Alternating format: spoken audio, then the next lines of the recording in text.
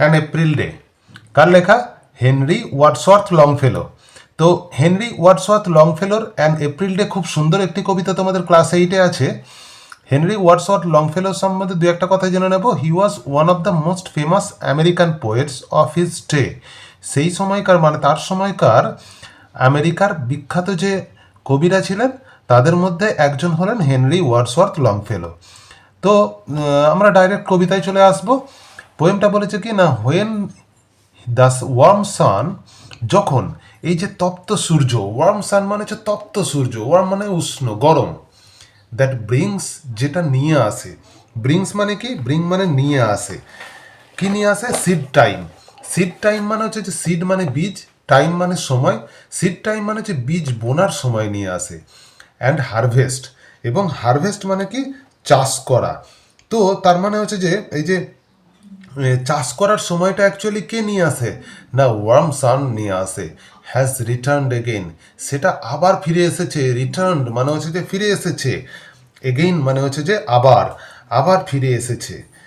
তো it is, এই যে অ্যাপোস্ট্রফি টি দেওয়া আছে এটার মানে হচ্ছে ইট, এটার মানে কি ইট, আইটি ইট, এটা অ্যাপোস্ট্রফি টি দেওয়া আছে শর্ট ফর্মে লেখা, এগুলোকে বলা হয় কন্ট্রাক্টেড ওয়ার্ড। যাই হোক, ইট ইজ সুইট, এটা খুব সুইট, খুব মিষ্টি।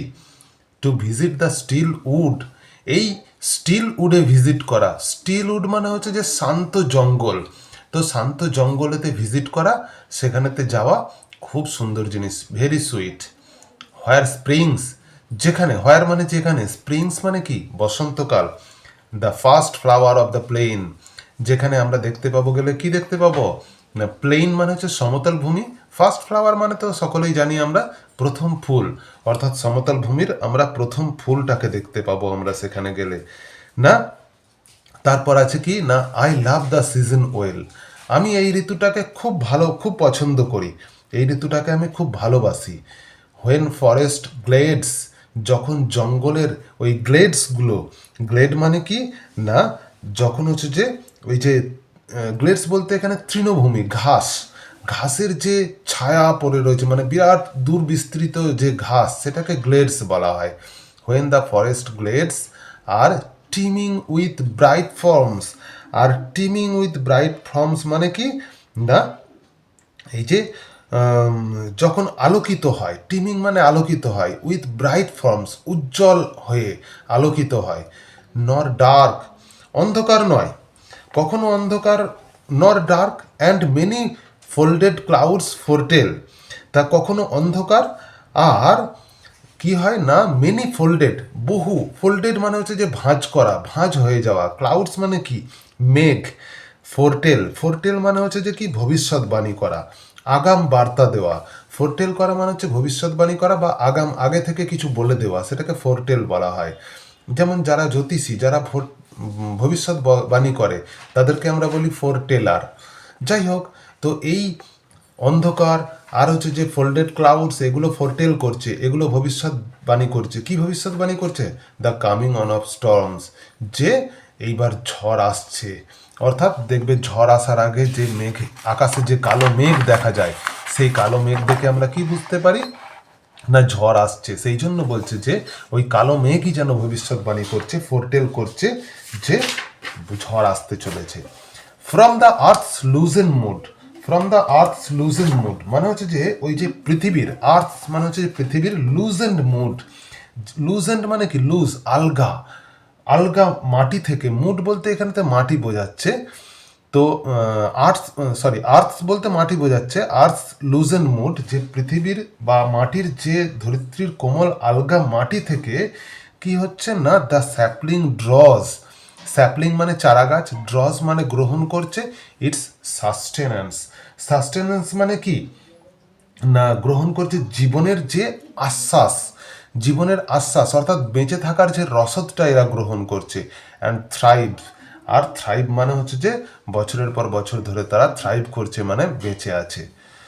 দো stricken to the heart, though stricken to the heart, stricken to the heart মানে কি না, স্ট্রাইকেন টু দ্য হার্ট মানে হচ্ছে যে যেটাকে বলবো আমরা মনের যে ধাক্কা দেওয়া, স্ট্রাইক করা, two the heart with winters cold, শীতকালের মানে শীতকালের উইন্টার মানে শীতকাল, ঠান্ডা বাতাস। দ্য ড্রুপিং ট্রি রিভাইভস, সেখান থেকে আবার ওই যে ড্রুপিং ট্রিগুলো কি হচ্ছে না, ড্রুপিং ট্রি মানে ঝিমিয়ে যাওয়া গাছগুলো, সেগুলো আবার রিভাইভ করছে। রিভাইভ করে মানে কি, মানে আবার পুনরায় জেগে ওঠে।